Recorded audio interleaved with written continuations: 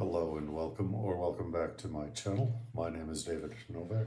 I have been reading Cesar Chavez, and this is called the Good Friday Letter, a letter written to E.L. Barr Jr., who was the president of the California Grape and Tree Fruit League, a growers' organization following accusations of violence on the part of the strikers.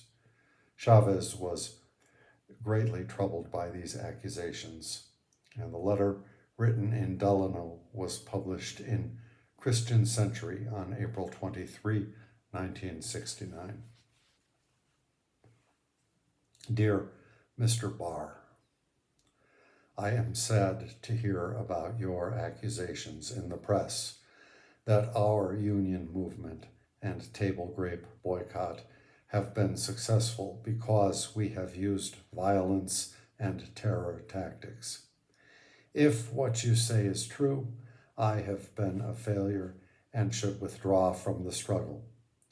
But you are left with the awesome moral responsibility before God and man to come forward with whatever information you have so that corrective action can begin at once.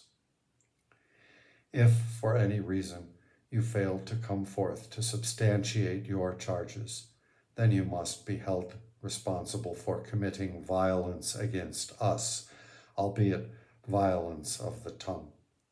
I am convinced that you as a human being did not mean what you said, but rather acted hastily under pressure from the public relations firm that has been hired to try to counteract the tremendous moral force of our movement. How many times we ourselves have felt the need to lash out in anger and bitterness. Today on Good Friday, 1969, we remember the life and the sacrifice of Martin Luther King Jr., who gave himself totally to the nonviolent struggle for peace and justice. In his letter from Birmingham jail, Dr. King describes better than I could our hopes for the strike and boycott.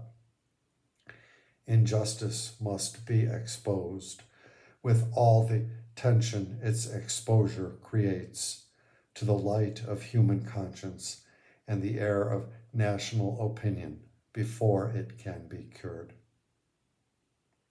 For our part, I admit that we have seized upon every tactic and strategy consistent with the morality of our cause to expose that injustice and thus to heighten the sensitivity of the American conscience so that farm workers will have, without bloodshed, their own union and the dignity of bargaining with their agribusiness employers.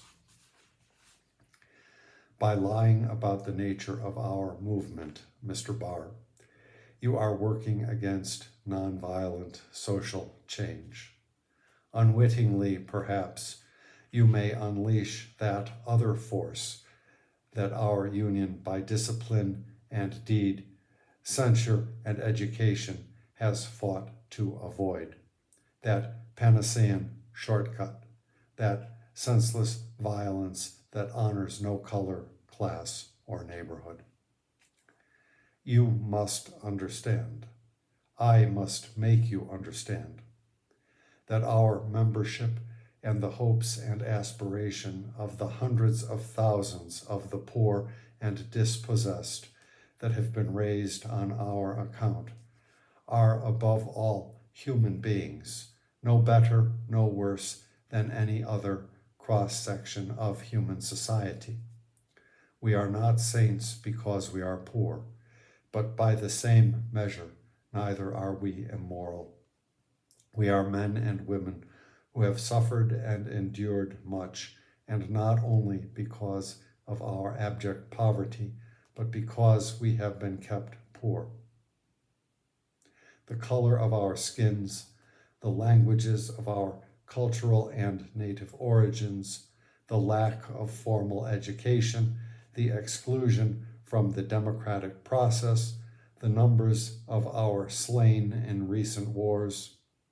All these burdens, generation after generation, have sought to demoralize us, to break our human spirit. But God knows that we are not beasts of burden. We are not agricultural implements or rented slaves. We are men. And mark this well, Mr. Barr. We are men locked in a death struggle against man's inhumanity to man in the industry that you represent. And this struggle itself gives meaning to our life and ennobles our dying.